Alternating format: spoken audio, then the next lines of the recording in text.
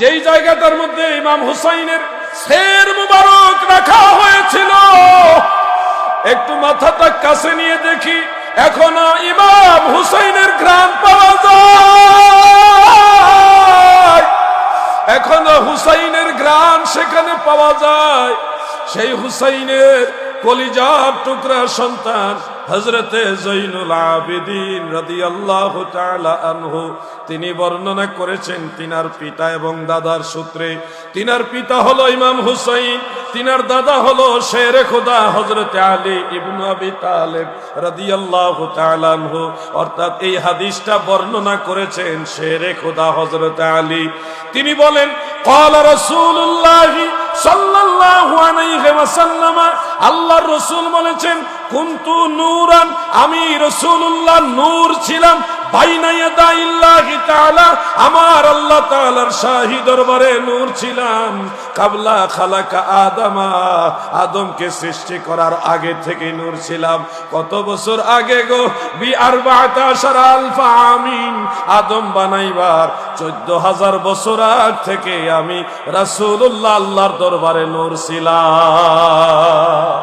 নূরে মুজাসসাম, লাও লাখো সালাম, তোমার প্রেমে পড়ি মোরা মিলাদে কিয়াম, তোমার নূরে সৃজন হলো দুনিয়া তামাম।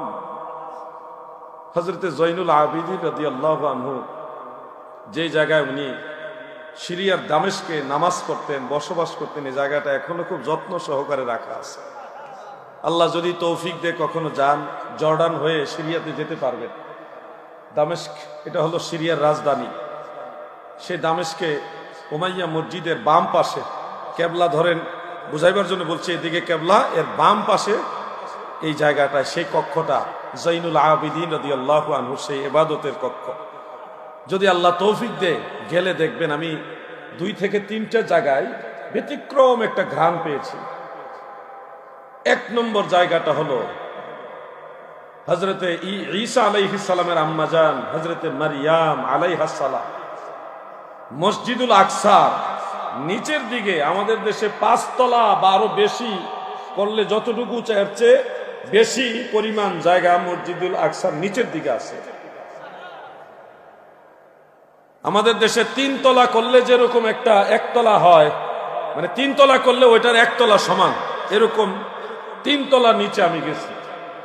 নিচের দিকে যাইতে যাইতে যে বিশাল বড় বড় পাথর দেখেছি, জিনরা এত বড় পাথর কিভাবে উঠাই